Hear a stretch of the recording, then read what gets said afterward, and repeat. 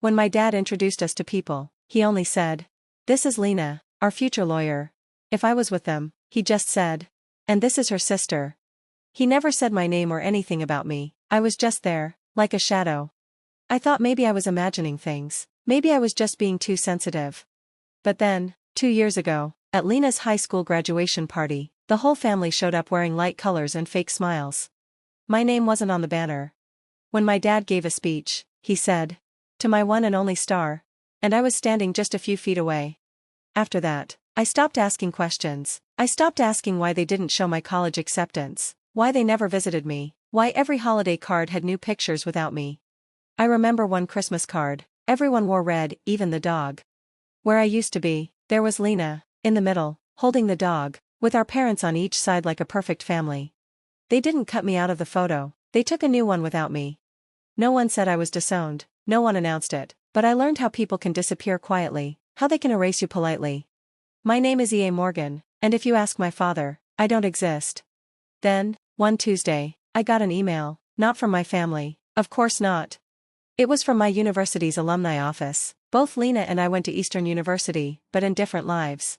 The subject said, "You're invited, class of 2025, graduation news." I almost deleted it. I don't usually open emails with confetti or bright colors, but the preview made me look. They said the special guest speaker would be a famous investor. I clicked and scrolled past smiling students, donation links, and parking details. Then I saw it. A blurry picture marked CEO of one of the fastest-growing medical technology companies in rural North America. It was rumored to be me. My heart didn't know what to do, race or stop. Nobody knew I was behind that company. I built it quietly under a fake name, using money from investors and hospital partnerships. I didn't want fame, I just wanted to be far away from them, until now. A few hours later, I got another email. This one wasn't for me. It was a chain of messages between my aunt and the family. Pictures of Lena in her cap and gown, menus for the party, seating charts. Then one line from my dad, "Make sure ISA doesn't hear about it. The last thing we need is a distraction on Lena's big day." That word, distraction, hurt more than any insult. They didn't just forget me, they planned everything to keep me out. And for the first time in years, I didn't feel sad, I felt something colder and sharper. I wasn't going to crash her graduation, no, I was going to own the room next door. That night, I sat in the dark for a long time, no lights, no music, just the quiet sound of the fridge and the soft glow of my laptop. Their words ran through my head like a bad song. "Make sure Isla doesn't hear about it, she'll ruin it, she always makes it about herself." And bit by bit, I started to believe them. More like erosion, slowly, over years, until you're no longer sure where you end, and their voices begin. Maybe they were right, maybe I was the problem. I thought about that Christmas I didn't come home. The birthdays I let pass in silence, the unanswered texts from cousins who didn't know what to say. I thought about how I never told anyone about the company I built, how I filed every legal document under an alias just to avoid being linked back to them. Maybe that was selfish, or maybe it was self-defense. Even now, I wasn't sure. I stared at my reflection in the black laptop screen, tired eyes, half-tied bun, hoodie with my startup logo. No one recognized the girl they called a dropout, the girl who walked away.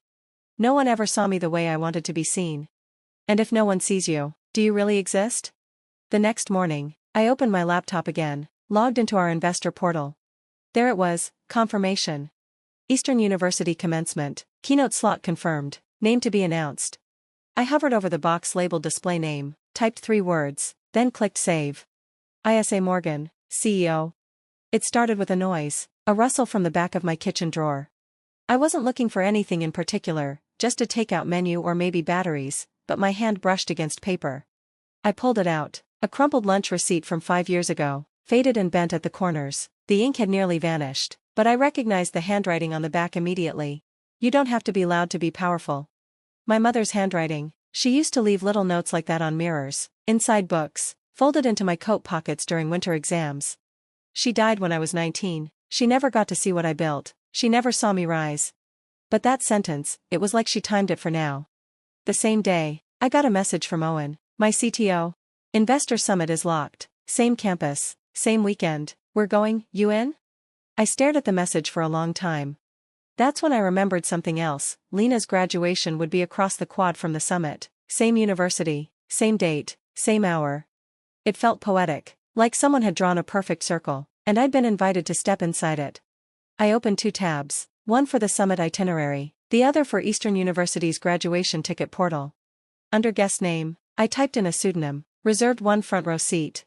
I didn't plan to speak, I didn't plan to cause a scene, I just wanted to watch, not her, them, the people who erased me.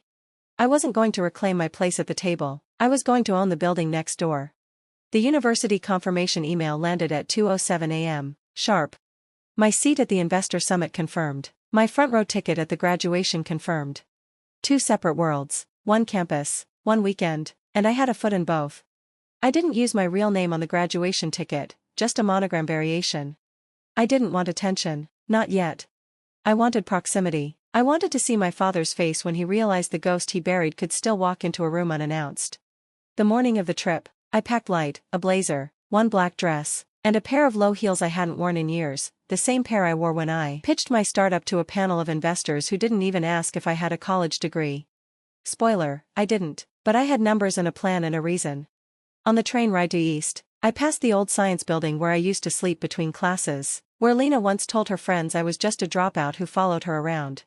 Now, my name was quietly circulating in the summit program. When I arrived, the usher at the graduation gate scanned my ticket and smiled. This seat was requested early, reserved front row, looks like someone really wanted you here. I smiled back, I guess they did. I sat down, 3rd seat from the aisle, the sun hit the back of my neck as the students filed in. No one noticed me, not yet, but I noticed everyone. And behind me, I heard the sound of my father's voice, low, commanding, talking to security. My father was pacing near the entrance, talking to someone with a clipboard and a radio. His tone wasn't raised, but it was sharp, controlled, the kind of voice he used when he was about to remove someone without ever raising a hand. I kept my head down. He didn't look at me, not directly, just scanned the rows with that same disappointed squint he used on me the day I left for good. The usher walked over. "Ma'am, can I confirm your name for the seating log?"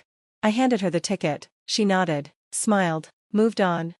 2 rows ahead, my sister was seated with the graduates' caps, perfectly tilted, gown pressed to perfection. She looked the same, maybe colder, maybe more polished, but I knew that expression, the one she wore when she was performing. She was always good at playing the part. A professor passed by, stopped, glanced at me twice, then did a double take. "Wait," he whispered, "your ISA Morgan met here, right?" I didn't answer, just smiled lightly. "I read your case study on tele-infrastructure, brilliant work." He said it just loud enough for 2 people in the row behind me to turn their heads. Across the quad, the university banners fluttered, the loudspeakers clicked on, the ceremony was about to begin. Behind me, my father spoke again, this time louder. "She's not supposed to be here, she's not on the list." I didn't flinch. Let him look. Let him squint and fume and search because the girl he thought he'd erased, she didn't exist anymore. Only the woman in the front row did. And soon the whole school would know her name. The Investor Summit was scheduled to begin 40 minutes after the graduation ceremony. Across the quad, inside the glass auditorium, my company's name was already displayed on rotating banners. Metfair Health closing keynote, how one startup quietly changed everything. I slipped away during the 3rd speech just as Lena's department head took the podium. My seat was empty before my father could realize I'd been right in front of him. Backstage at the summit, my assistant handed me the final slide deck. "All set. They still don't know it's you. Even the dean thinks the CEO is some reclusive Harvard type." I nodded, flipping through the slides, data, metrics, projections, all solid, all clean. But something was missing. I opened the file, hovered over the final slide. The closing screen just said, "Thank you. Plain, safe, forgettable." I deleted it. Typed a new title, Isela Morgan, Eastern University, Class of Never. Then underneath, smaller, "You erased me, so I built something permanent." My assistant glanced over my shoulder and blinked. "That's bold, it's honest." She didn't argue. I took one last look at my reflection in the screen, hair tied back, no makeup, just a black blazer, and a name they tried to silence. Outside, I heard clapping. The graduation must have ended. Inside, they were introducing the keynote. "Please welcome the founder and CEO of Metfair." And somewhere in that same moment, while cameras clicked and heads turned, Lena's professor leaned toward her and whispered something. Her eyes widened, and I walked out into the lights. The lights didn't feel hot. The stage didn't feel high. I didn't feel small. I stepped into the spotlight with no script in hand. Just my name, finally, my real name, on the projector behind me in bold white letters. EA Morgan, CEO, Medfair Health. For a moment, no one clapped. Not because they weren't impressed, but because they were connecting dots. Whispers started first, then phones came out, then the room quietly, breathlessly realized they had been quoting my work for years without ever knowing who wrote it. I cleared my throat. I built Medfair because no one in my family thought I could finish anything. And they weren't entirely wrong. I didn't finish college. I didn't finish Thanksgiving dinners. I didn't finish being the daughter they wanted. Pause. But I finished this. Click. Next slide. A map of our rural health expansions, small towns, empty clinics, now pulsing with access and infrastructure. Click. Hospitals. We'd partnered with lives we'd already changed. Click. A grainy photo. Me, 6 years ago, soldering prototype wires in my dorm hallway. No lab, no funding, no applause. I looked out over the audience, industry leaders, university trustees, professors, students. In the third row, seated beside a junior faculty member, was Lena's professor. His eyes widened. He turned to Lena, still in her cap and gown. Then back to the stage. "You didn't tell me she was your sister," he said, just loud enough for the mic to catch. Lena stiffened. He turned back to the stage. "Nice work, CEO." And that was the moment. Not the applause that followed. Not the standing ovation. Not even the emails I'd get later that night from people who once ghosted me. It was that one line from the one person she wanted approval from. The one moment she couldn't control. The one sentence that didn't belong to her. I didn't look at her directly, but I knew she was watching. And I knew my father was somewhere behind her, seething. I didn't need to say a word to them because the truth had already spoken, and this time, it had a microphone. I left through the back entrance. No press, no photos, just the echo of applause still humming in the glass panels behind me. I didn't wait for congratulations. I didn't linger for the reception. I didn't need to. By the time I reached the hotel lobby, my phone had already begun to buzz, 37 unread messages, 6 missed calls from unknown numbers, and 1 text from my cousin. "Was that you on stage?" Dad nearly choked. I didn't answer. I didn't need to. A clip of the moment had already gone viral. The line, "Nice work, CEO," was being replayed, quoted, subtweeted, reshared.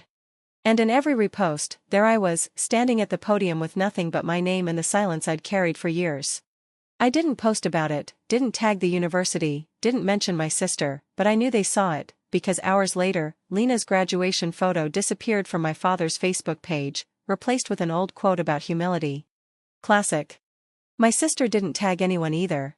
Didn't post her usual, "Thank you to my amazing family," caption. Just one filtered photo.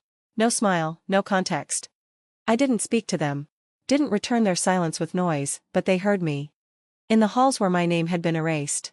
In the rooms where they never expected me to walk again.